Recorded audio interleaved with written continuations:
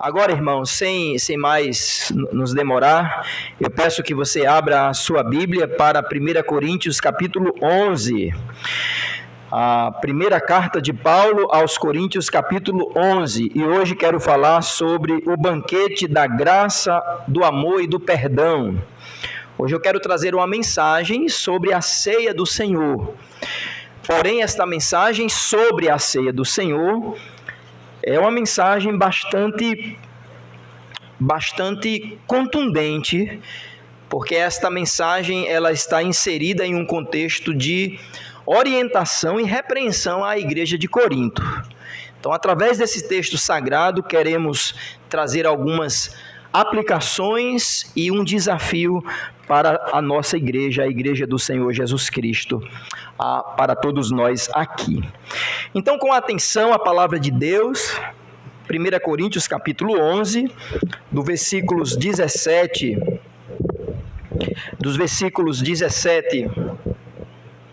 ao versículo 34, é um texto relativamente longo, mas a gente consegue, na graça de Deus, nos concentrar para podermos, preparados, esperando de Deus o que Ele quer nos falar, nos instruir nesta noite.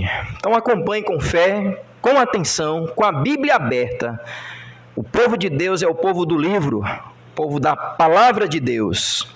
Então, 1 Coríntios capítulo 11, a partir do versículo 17, diz: Nisto, porém, que vou dizer-vos, não vos louvo, porque vos ajuntais não para melhor, senão para pior. Porque antes de tudo ouço que quando vos ajuntais na igreja, há entre vós dissensões, e em parte eu creio.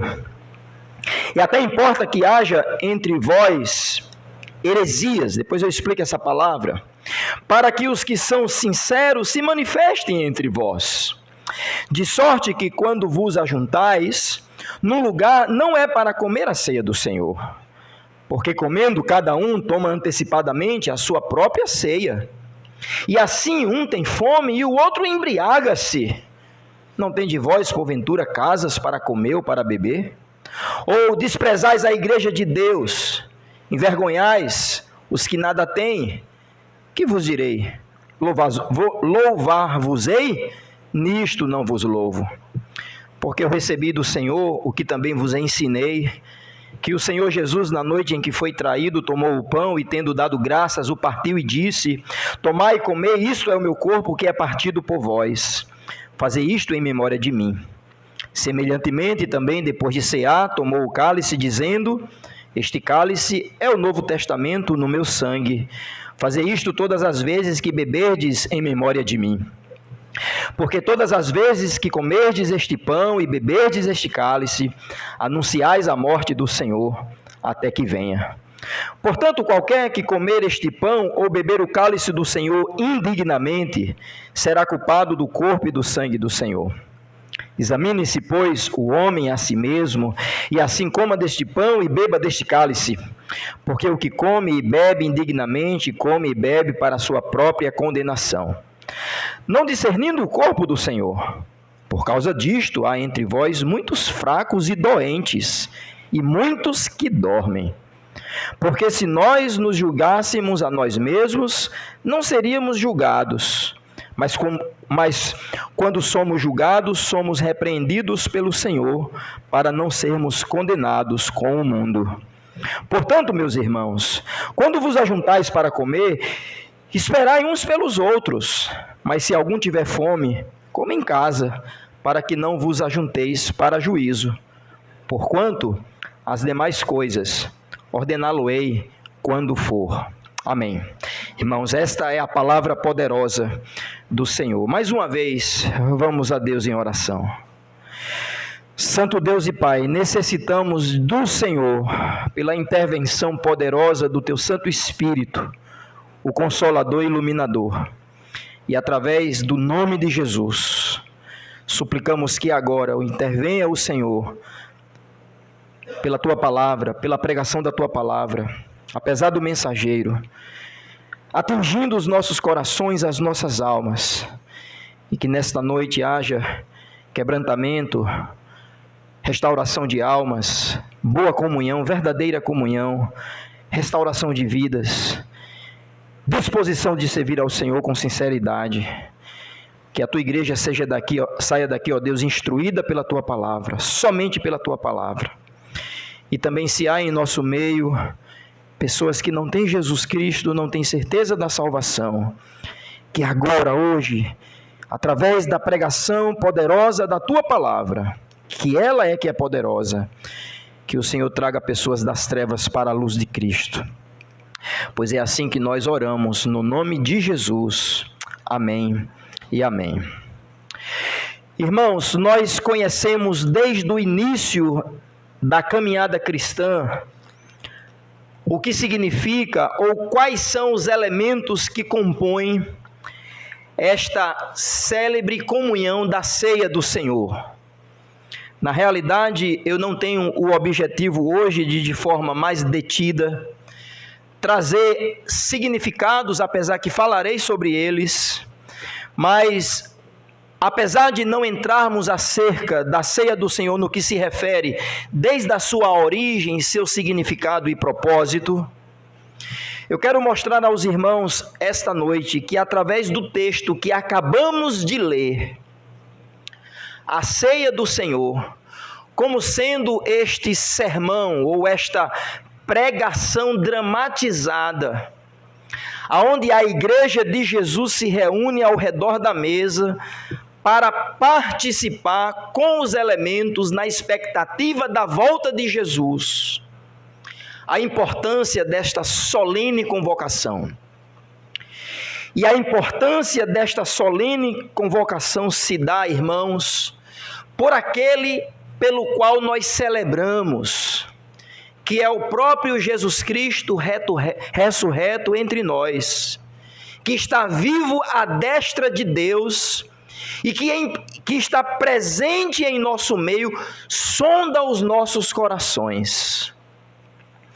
Neste aspecto, a ceia do Senhor se torna não somente de importância singular, mas também se torna, e aqui eu quero fazer já uma alusão ao próprio texto, de forma ainda introdutória, ela se torna perigosa.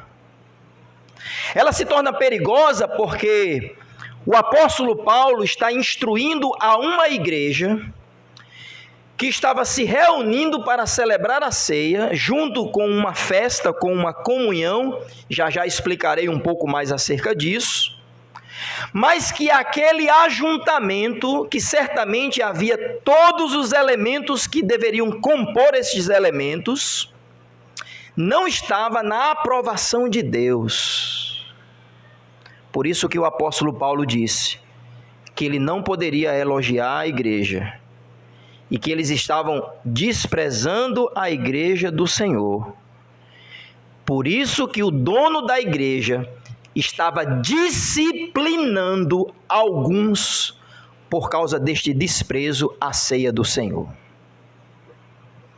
Então, nesta noite, irmãos, nesta pregação, o meu objetivo, antes de participarmos juntos da ceia do Senhor, é analisar esse texto em 3 perspectivas, pelo qual entendo eu que deve ser a nossa motivação, olhar para Cristo na expectativa da sua vinda, e ajudar através do texto, ao aproximarmos da mesa do Senhor, devemos ter a total reverência, a certeza de fé e comunhão, mas ao mesmo tempo, irmãos, estarmos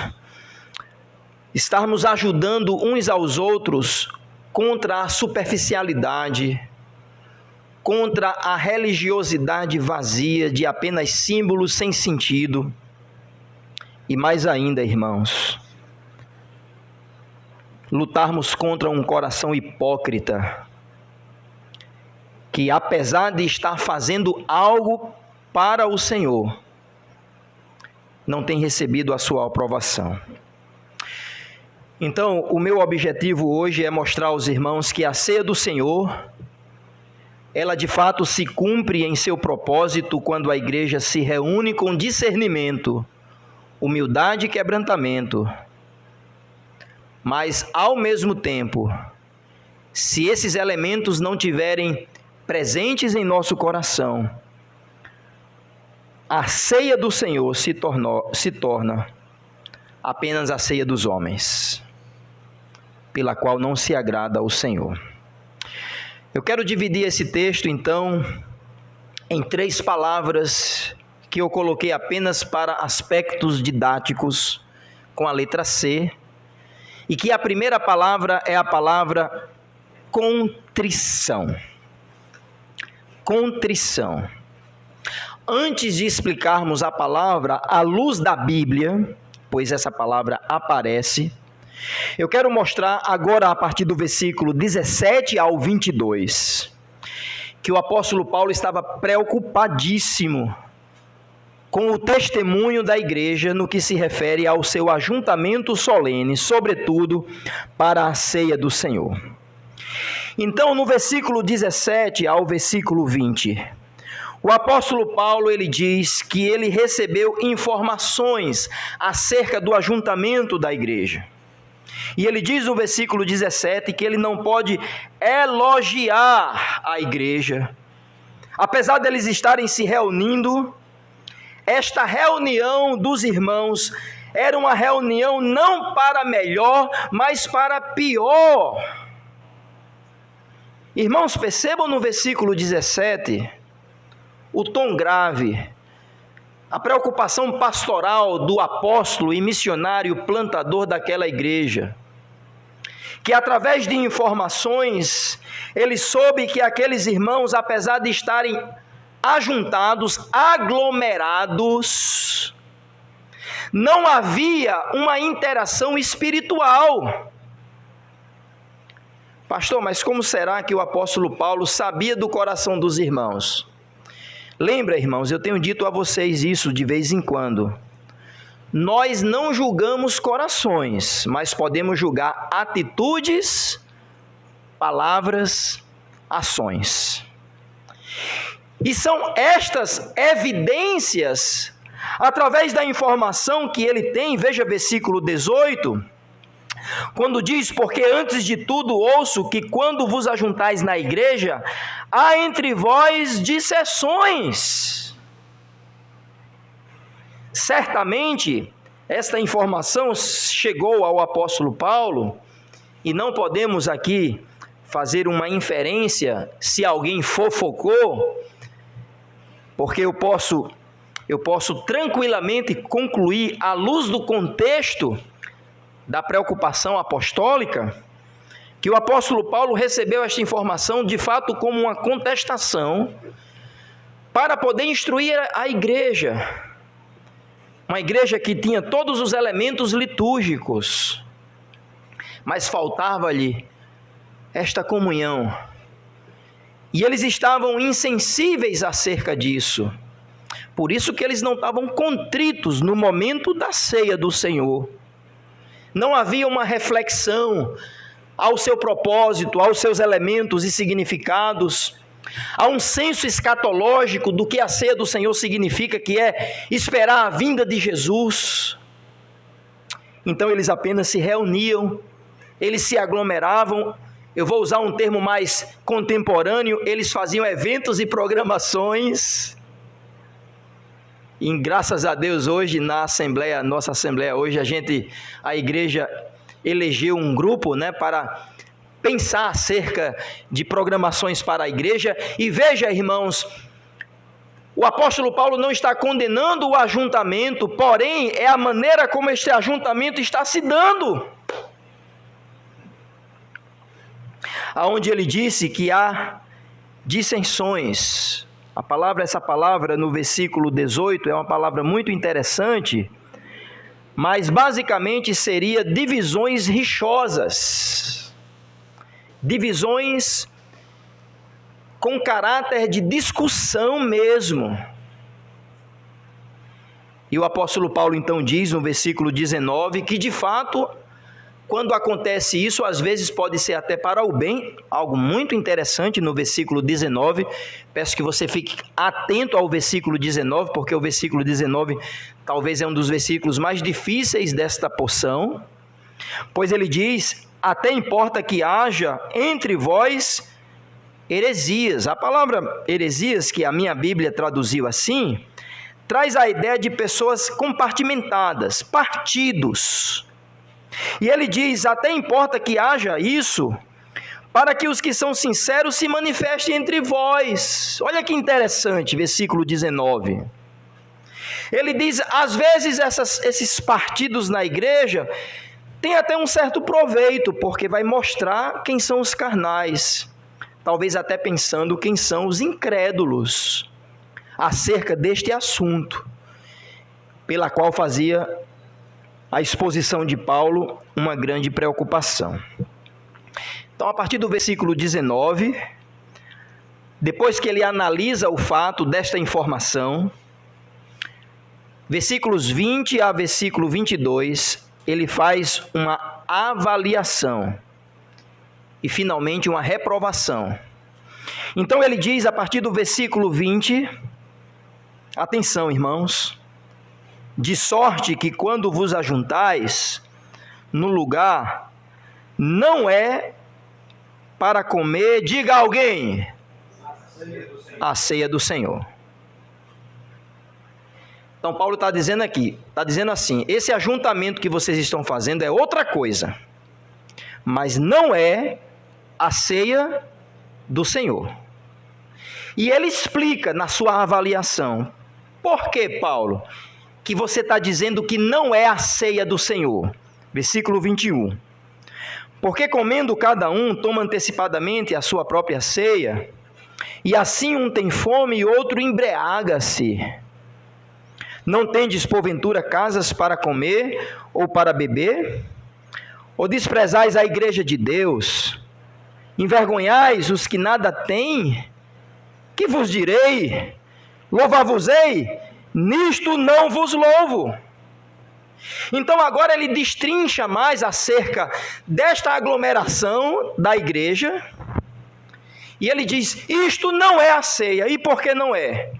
Porque vocês estão se reunindo para se banquetear, e aqui os estudiosos dizem que na época apostólica, a igreja primitiva tinha um banquete chamado o banquete do amor.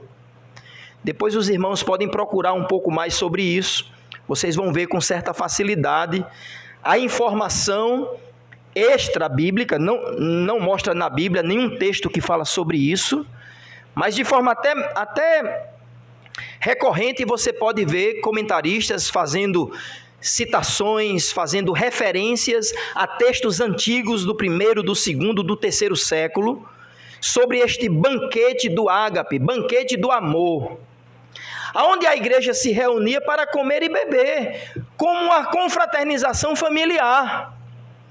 Talvez hoje a gente chamasse isso de quê? Junta panela. É, melhor, confraternização. Junta panela é feio, né? Mas é isso, para que vocês entendam de forma mais simples, era isso mesmo, e Paulo está dizendo assim: vocês estão chegando, vocês estão se banqueteando, e ele não reprova esta programação, mas ele está dizendo que uns não estão esperando pelos outros, e começam a comer, e pior, irmãos, olha o que o texto diz no versículo 21, finalzinho do versículo 21, eles estão até se embriagando. É isso mesmo, a palavra é se embriagando. Porque às vezes a gente tem um certo escrúpulo de falar sobre o vinho, né? E eu sou da posição da total abstinência à bebida alcoólica, inclusive o vinho. Porém, não posso negar que a época da igreja primitiva, a igreja bebia vinho. Um suco de uva que, quando fermentado, o caba fica alegre. Eu não posso negar isso, isso aqui está no texto. Eu vejo às vezes pastores que são como a minha posição de total abstinência, eles pulam esses textos. Não, eu não posso negar, está aqui. Inclusive, Paulo está agora condenando, vocês estão se embriagando. Agora imagine a cena, antes da ceia do Senhor, um monte de gente na igreja, bêbada. Isso até é algo estranho, irmãos. Pecaminoso, vergonhoso, execrável, eu diria até abominável diante do Senhor. Por isso que Paulo, através de perguntas retóricas, que já tem a resposta contida, verso 22, ele vai dizer assim: vem cá, vocês não têm casa para comer e beber, não? Claro, irmãos, que eles tinham, até porque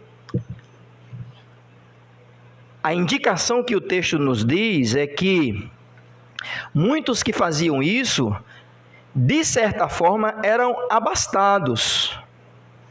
Porque o próprio texto no versículo 22 diz que eles estavam envergonhando os que não tinham. Veja o versículo 22. Os que não tinham, vocês estão comigo? Vou ler de novo o versículo 22. Não tendes porventura casas para comer e beber? Ou desprezais a igreja de Deus, envergonhando os que nada têm? A ideia era, eu cheguei com a minha panela, eu cheguei com minha comida, eu cheguei com a minha bebida, com a minha família, eu como, bebo, até como dos outros, sou rápido para isso, e aqueles irmãos mais pobres, que não tinham condição de contribuir neste ajuntamento fraterno do amor da igreja, chegava e ficava sem nada na mesa. Que triste, irmãos.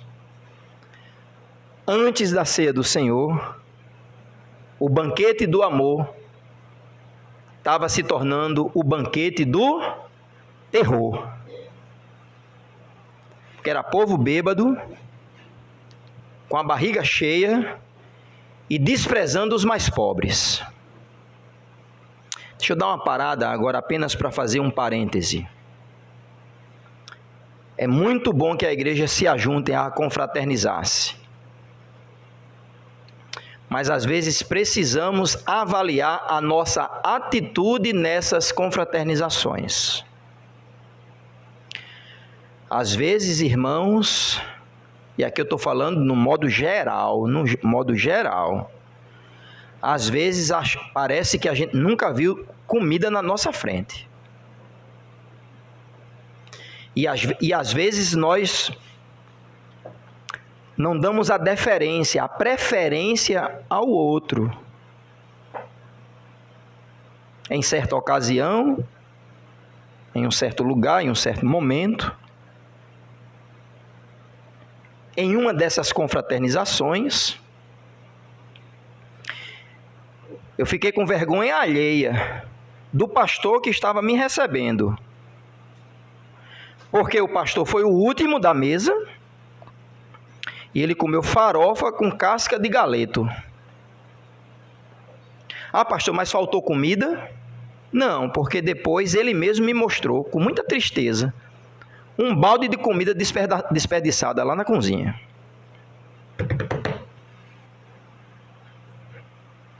Parece que a gente está desesperado. Tá certo, se há uma necessidade, a igreja serve para isso. Mas aqui, irmãos, claramente não era uma necessidade, mas era uma atitude carnal, de não pensar no próximo. Mas se não bastasse, pior vem agora, irmãos. Veja versículo 22, pior vai ficar. Porque não é somente não pensar no próximo, no visitante, no meu irmão que eu quero que ele seja primeiro do que eu. Não é somente isso. Veja versículo 22, por favor. Não sou eu que estou inventando. Ele diz assim: envergonhando os que nada têm, e agora o pior. Desprezando ou desprezais a igreja de Deus. Então, quando a gente se reúne, essa reunião não é só uma confraternização. Eu quero, se você não ficar com nada hoje aqui, fica com essa frase: a igreja de Deus, que é de Jesus também. E Paulo está dizendo: vocês estão desprezando a igreja de Deus com essa atitude. O que é que faltava para esses irmãos? Faltava a contrição. Porque antes da ceia, antes do banquete do amor, melhor dizendo, depois do banquete do amor, eles se reuniriam para comer do pão e beber do cálice, lembrando a morte, a ressurreição e a volta de Jesus. Mas o que deveria ser um ajuntamento de confraternização amorosa ao redor da mesa se tornou divisão, se tornou objeto de disputa e carnalidade. E agora nós podemos transportar para os nossos dias e às vezes lembrar, irmãos, que o ajuntamento solene do povo de Deus, da família de Deus, aqui, é algo de extrema importância. Não é qualquer coisa. Deixa eu lhe dizer uma coisa. Uma das estratégias de Satanás é tentar diminuir o significado de palavras. Por exemplo, creio eu que é uma estratégia de Satanás que ele está diminuindo, ele está distorcendo o significado da palavra família. E por isso também a família de Deus tem sido banalizada, porque tem a família do pedal, a família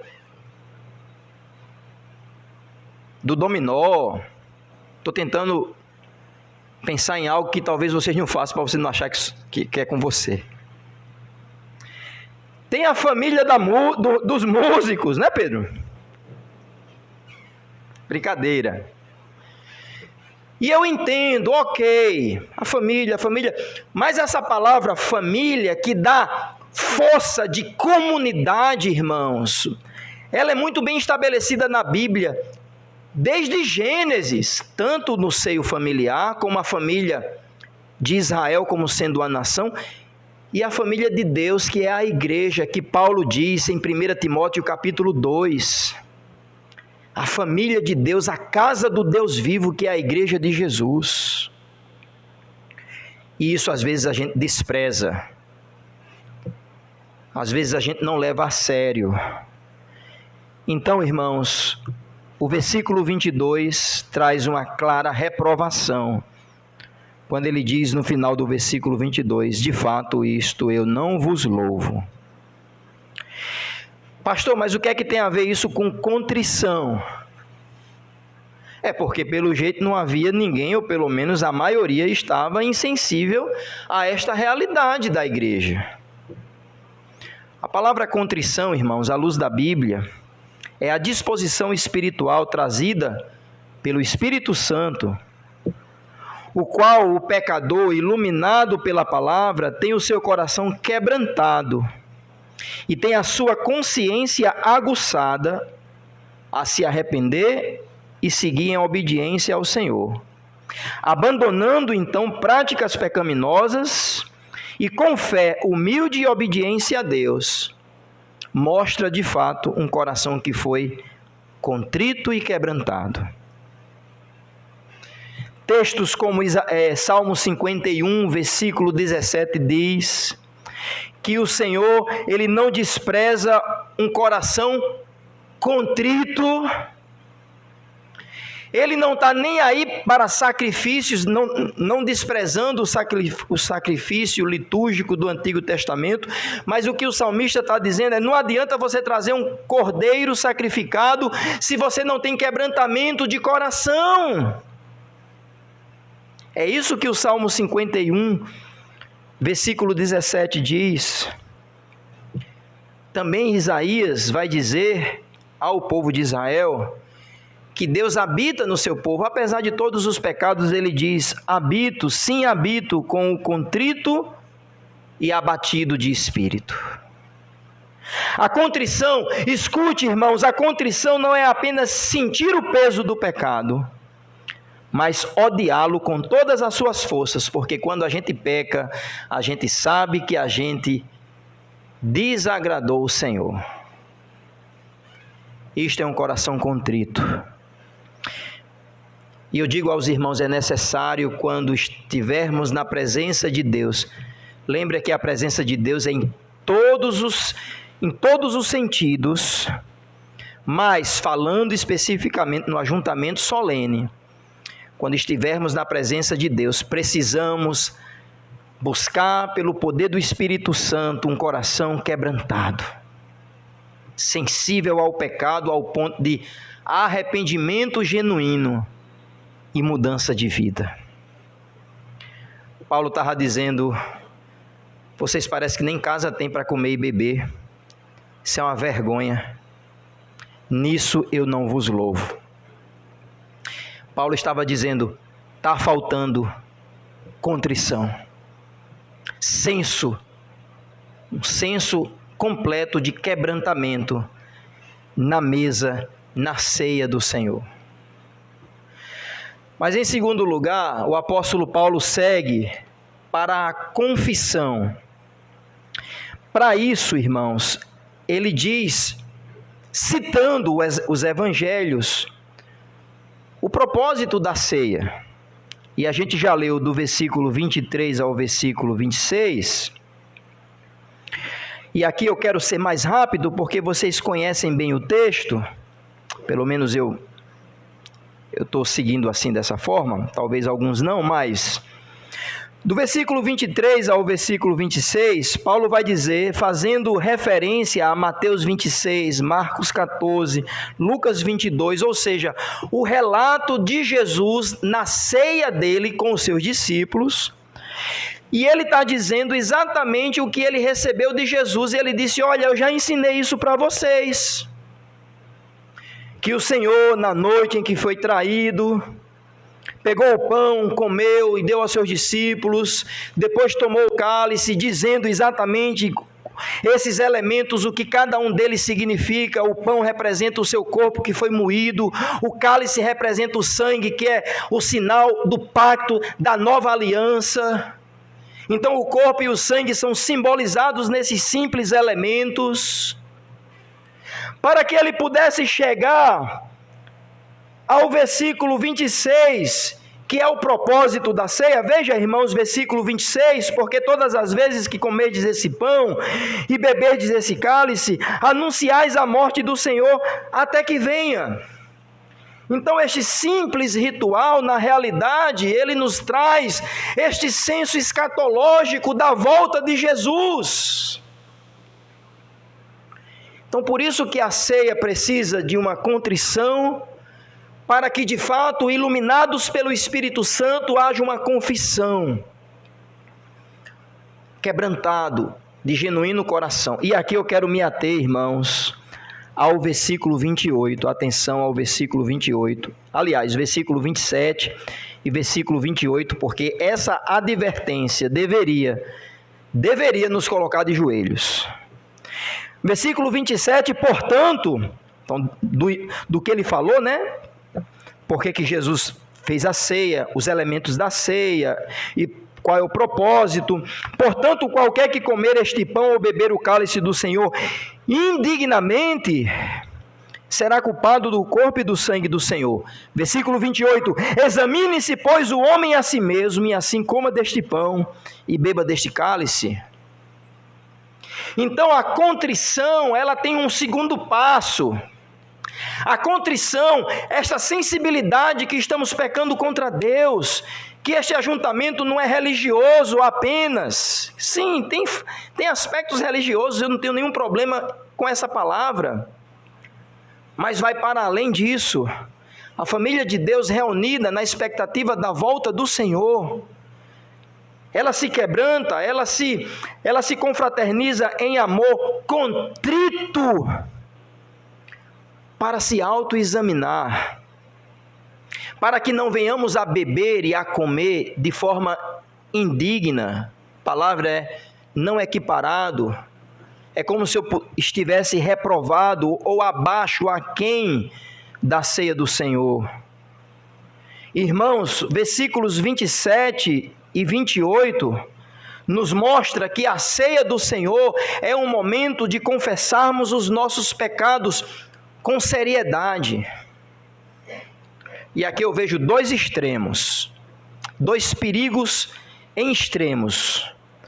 O primeiro é confessar o pecado na ceia do Senhor, como que examinando o coração, de forma irresponsável, leviana, sem nenhuma contrição, peso de pecado e de fato arrependimento. Só para tomar a ceia, porque se eu não tomar a ceia, amanhã, segunda-feira, as coisas podem dar errado. Isso é paganismo, isso é mandinga, isso não é Bíblia. Em primeiro lugar, os elementos da ceia não têm nenhum aspecto místico pelo qual fará você um crente melhor, mais poderoso. Não, aqui é um sinal visível do que aconteceu há 2000 anos atrás e o que há de acontecer na volta dele. Com isso não estou dizendo que há a simplicidade intrínseca dos elementos, não quer dizer que eles não são significativos. Mas aí a gente apressadamente diz: Senhor, me perdoe em nome de Jesus, amém, e vamos comer e beber. Cuidado. Paulo está dizendo: não faça isso para que você não se torne indigno do corpo e do sangue do Senhor. Por outro lado também, irmãos, pode ser também que a gente caia em outro extremo. Eu pequei, eu estou em pecado, eu tenho feito tal coisa, durante a semana não dei conta. Vou fazer assim, eu não vou cear hoje não, vou deixar para o próximo domingo, para a próxima ceia. O primeiro extremo é você ser leviano na confissão.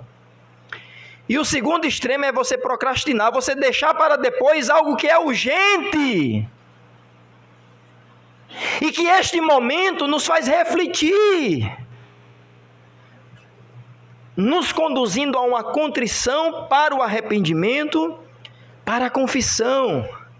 Como diz a Bíblia, se nós confessarmos os nossos pecados, Ele é fiel e justo a nos perdoar. Pastor, mas em Cristo na cruz, nós já fomos perdoados? Sim ou não? Sim, mas veja, aquele perdão é um perdão forense, é um perdão jurídico.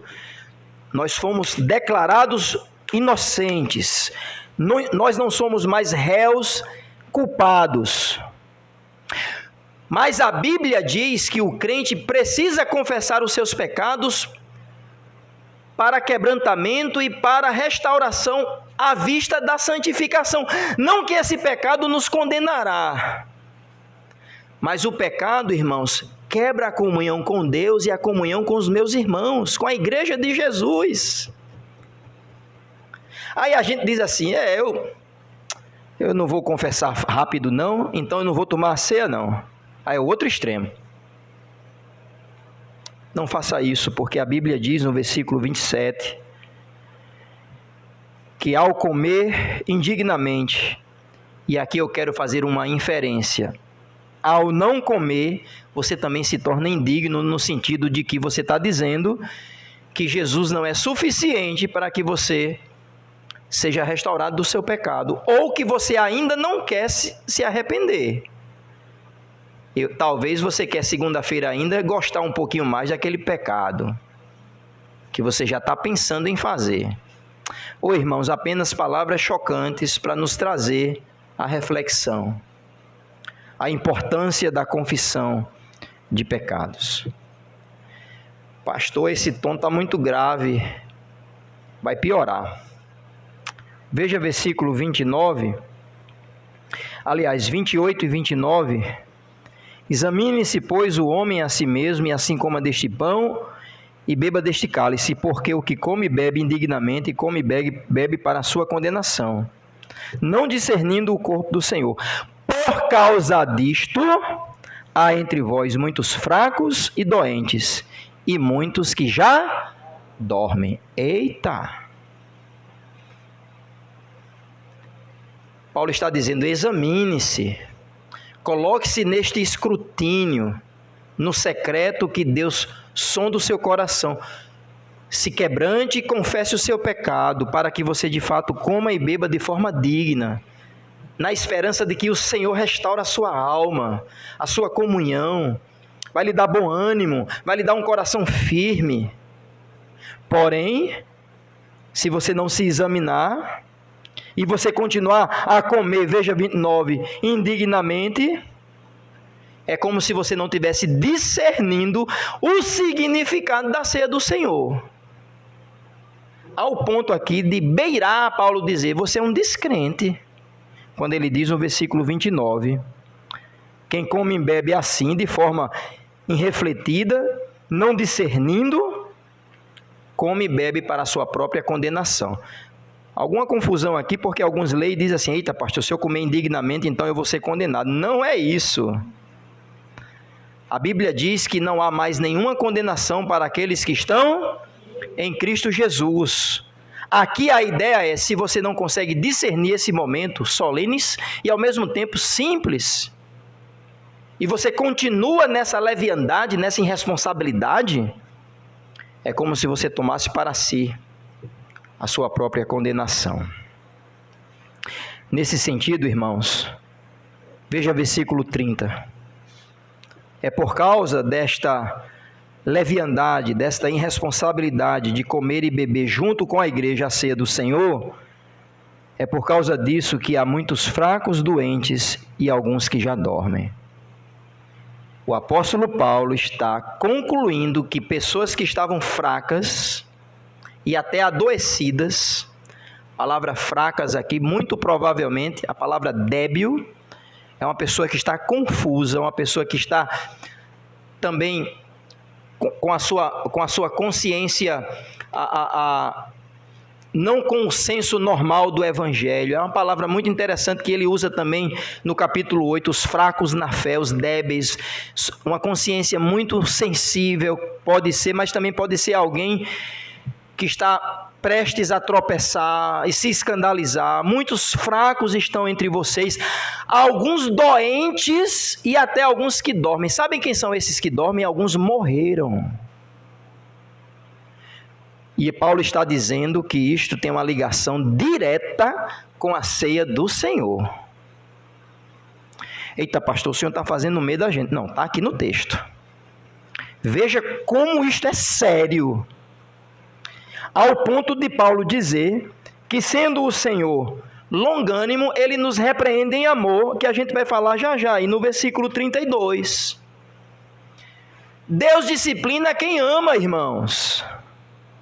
Ele vai fazer de tudo para você voltar ao caminho. Certa vez eu ouvi alguém dizer assim, mas se eu morrer, eu estou no lucro.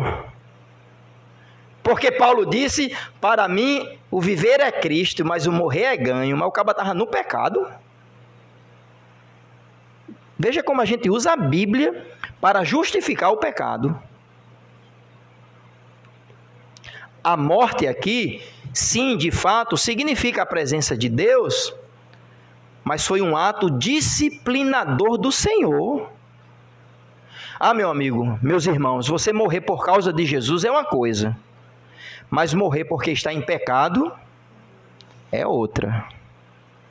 E aqui eu não estou falando de perda de salvação, porque cremos que a salvação é garantida por causa das suas implicações. Jesus e tudo que se desdobra em Cristo. Mas não posso deixar de dizer que a morte aqui está mostrando que é uma das maneiras que o Senhor nos disciplina. Vamos brincando, irmãos. Vamos brincando. Por isso que precisamos confessar os nossos pecados. Por isso que o ajuntamento solene da igreja não é só uma mera confraternização, mas o povo da fé busca na face de Cristo um coração sincero para poder servir a Deus e amar aos irmãos, servindo aos irmãos. Que não há espaço para partidarismo, para vanglória, até mesmo para pecados grotescos aqui, como desprezando a igreja de Deus, comendo e bebendo e desprezando os outros irmãos que eram mais pobres daquela comunidade. Seguindo assim, o apóstolo Paulo agora vai então trazer, eu vou trazer a terceira palavra, pelo qual a gente segue agora a partir do versículo 31, que é a restauração da comunhão. Ele diz a partir do versículo 31, porque se nós nos julgássemos a nós mesmos, não seríamos julgados. A ideia é, se a gente se avaliar, se a gente sondar o nosso coração diante de Cristo, nós não vamos ser disciplinados. Mas quando somos julgados, somos repreendidos pelo Senhor. Muito interessante, a palavra pode ser traduzida como disciplinados pelo Senhor. A palavra que traz a ideia de pedagogia aqui, de disciplina aqui. Porque se somos julgados, somos repreendidos pelo Senhor, para não sermos condenados como o mundo. Então o mundo jaz no maligno, o mundo já está condenado e nós nos avaliamos diante da cruz de Cristo, diante da face do Santo de Deus, que é Jesus, pelo poder da sua cruz e da sua ressurreição. Então a gente vai se avaliando e a gente vai confessando com o coração contrito para o restabelecimento da comunhão. Veja versículos 33 e 34, irmãos. Portanto, meus irmãos, quando vos ajuntais para comer, esperai uns pelos outros. Mas se algum tiver fome, come em casa, para que não vos ajunteis para juízo. Quanto às demais coisas, ordená-la-eis quando for. O apóstolo Paulo termina essa instrução dizendo o seguinte: não cabe na igreja do Senhor essa atitude que vocês estão tendo. Não cabe. Esperem uns pelos outros, porque não faz sentido, irmãos, não faz sentido nenhum eu chegar para um culto solene com a igreja, com a minha família da fé, com o povo de Deus, com a casa do Deus vivo, e eu entrar e sair deste ajuntamento solene como se fosse um clube social. Isso não faz sentido. Onde a gente come, bebe, paga a conta e vai-se embora. Come, bebe, paga a conta e vai-se embora. Não. Paulo está dizendo, esperem uns pelos outros. Porque antes do que está sobre a mesa, aqueles que estão ao redor da mesa é mais importante. A gente precisa ter essa visão, irmãos. Que não é só um ajuntamento, não é somente um pãozinho e um cálice. Os significados vão para além de um compromisso com o sagrado Jesus Cristo, nosso Salvador, que quando ele juntou aqueles discípulos, inclusive havia um que o traiu nesta ceia, ele os amou e os amou até o fim. E ele disse, vocês devem fazer também o mesmo. Eu quero concluir, irmãos, trazendo algumas poucas reflexões finais para este momento da exposição do texto sobre esta grave advertência à ceia do Senhor, para a nossa ceia do Senhor, que hoje também celebraremos. A primeira delas, irmãos, é o nosso coração, muitas vezes, ele se inclina à hipocrisia e ao ritualismo. Lutemos contra isso. Um cristianismo de fachada, de tapinha nas costas. Mas eu venho para a igreja, mas eu falo mal do meu irmão. Eu falo mal da igreja. Eu não estou nem aí. Na realidade, eu me sinto melhor do que com as pessoas do mundo do que com o povo de Deus. Mas eu estou aqui. Eu bato o ponto. Olha, eu vim para a igreja, viu? Paulo está dizendo, veja o texto. O que vocês estão fazendo não é a ceia do Senhor. Então eu vou agora ampliar esta frase, me permite dizer assim: se a gente vem para o culto dessa forma, isso não é culto ao Senhor. Isto não é culto ao Senhor. Avalie o seu coração. A igreja tem muitos desafios, a igreja tem muitos defeitos, inclusive nós somos partes desses defeitos. E quem somos nós para nos colocar em uma posição de árbitros da igreja e dizer, aquela igreja é assim, é assado, é isso, é aquilo. Irmãos meus, igreja de Jesus é uma coisa séria. Se você não levar a sério o que Paulo disse aqui, por causa desta leviandade que estão fazendo com a ceia do Senhor, tem gente até morrendo. Se você não levar a sério isso, eu não sei mais o que você pensa sobre a sua vida. Realmente eu não sei. Pastor, você está dizendo então o quê? Eu estou dizendo que todos nós precisamos melhorar na nossa perspectiva do que é um culto solene, e aqui eu estou ampliando na aplicação. Começando pensando na ceia do Senhor, o que Cristo fez por nós e a esperança bendita do seu retorno. Porque se eu como e bebo, mas isso não significa nada para a minha vida, é só um clube social, onde eu como, bebo e no final eu pago a conta. Outra coisa, irmãos, não podemos banalizar a comunhão. Eu sei que estamos vivendo em um outro contexto sociocultural. Existe aqui uma lacuna de espaço temporal, até mesmo também cultural. Eu não tenho dificuldade de ler o texto trazendo esses desafios. Mas comunhão é comunhão. E deixa eu lhe dizer, comunhão vai para além do que apenas sermos cordiais uns com os outros. Não estou dizendo aqui, não vou trazer uma perspectiva romântica de que na igreja todo mundo vai se afinar completamente. Não, eu até entendo no exemplo do próprio Jesus que ele tinha discípulos mais próximos, ou não? Ou minha leitura é errada? Tinha a multidão, tinha os discípulos, tinha os 12, um era traidor, mas tinha desses 12, 3... E está tudo bem, mas precisamos, irmãos, levar mais a sério a comunhão da igreja. Se qualquer coisa que acontece na sua agenda abala a sua comunhão com a igreja, você precisa rever o seu conceito de significado do que é comunhão dos santos. E nós precisamos melhorar nisso com toda certeza. Porque a igreja é esse banquete da graça e do amor, onde pecadores reunidos se ajuntam para amar uns aos outros, na expectativa daquele que nos amou primeiro.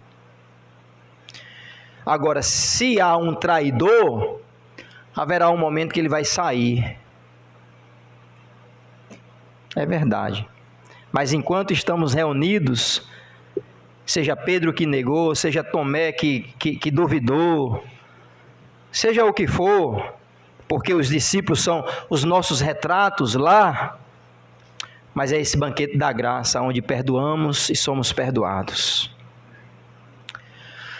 Agora escute, você que não tem Cristo como Salvador, você não tem certeza da sua salvação, você está até brincando com o Evangelho. Você está acostumado de ouvir Bíblia, desde cedo talvez, mas você não tem uma contrição de coração, não tem uma confissão de fé genuína e não tem comunhão com Jesus. Deixa eu lhe dizer, Se o Senhor Jesus é duro com a sua igreja, imagine com aquele que não é da igreja. Pelo qual, meu amigo, nessa condição, você será condenado. Você pode ter sido batizado, nascido num lar cristão. Você pode tomar a ceia do Senhor todo mês. Você pode estar até no hall de membros. Se você não se entregou a Jesus, você está desesperadamente condenado, indo para o inferno. E eu tenho certeza que tem espaço para você no banquete da graça. Basta confessar o seu pecado, se unir à família da fé, para poder, com o coração contrito, confessando os seus pecados e mantendo com Jesus e com os irmãos a comunhão, esperar a volta de Jesus. Que você faça isso hoje. Hoje. Creia em Jesus enquanto há tempo. Antes que Satanás entre no seu coração e que você saia daqui para se danar. Ou seja, entenda o que eu estou dizendo. Eu estou usando a linguagem de Judas, que saiu da ceia, traiu o Senhor e depois foi se enforcar. Isso é o retrato do homem sem Cristo. Ah, pastor, misericórdia, eu não vou fazer isso não. Eu estou querendo lhe chocar para dizer, faça isso hoje, na ceia. Hoje, agora, neste ajuntamento, entregue a sua vida a Jesus. Vamos orar. Senhor, muito obrigado por tua palavra e por esta forte exortação trazida pelos teus servos para a igreja do Senhor daquela época e para nós hoje. Ajuda-nos, ó Deus, como família do Senhor, não desprezar a tua igreja, mas com senso de total dignidade sobre os significados e propósitos da ceia e do ajuntamento, possamos agradar ao Senhor. Somente o Senhor sabe como está o coração de cada um de nós aqui. Somente o Senhor sabe se estamos sendo irresponsáveis, hipócritas, pessoas que estão até no culto, até fazendo os atos litúrgicos, mas não estão nem aí com o Senhor. Que o Senhor tenha misericórdia de nós, mas ao mesmo tempo que o Senhor intervenha através do poder do Teu Espírito, para nos trazer quebrantamento, para confessarmos os nossos pecados e aí sim restaurar a comunhão caída. Se há em nosso meio algum irmão, servo Teu que o Senhor conhece, que ama o Senhor, mas está nessa condição de coração endurecido, vivendo no pecado, num pecado intransigente, como que uma consciência cauterizada, sabe que está fazendo errado, mas continua fazendo. Essa pessoa não veio cultuar o Senhor hoje, pois o texto diz, isso não era a ceia do Senhor. Então que haja confissão com o coração contrito para a boa comunhão. Eu peço por mim mesmo e pelos meus irmãos, ajuda-nos, pelo poder de Cristo, pelo que a cruz representa e pelo poder da ressurreição, termos a certeza de que aqui a gente não veio apenas fazer um clube social, mas adorar o Deus vivo. Que haja quebrantamento esta noite. E se há alguém em nosso meio que não tem certeza de salvação, se o Senhor é duro conosco, imagine com aquele que ainda sobre si recai a tua ira, que está afastado da glória do Senhor, que não teve os seus pecados ainda perdoados, é réu, culpado de morte, de perdição eterna. Se há alguém em nosso meio hoje, nesta condição, que hoje, contrito, confesse os seus pecados, crendo em Jesus, para que possa sair daqui tendo a certeza da plena comunhão com o Teu Filho Jesus, o nosso Salvador, e com a Igreja do Senhor. Que somente o Senhor, no poder da Tua Palavra e no poder do Teu Santo Espírito, possa convencer pessoas aqui de se entregar a Jesus. pois clamamos sobre isso e pedimos que o Senhor intervenha para a glória do teu próprio nome.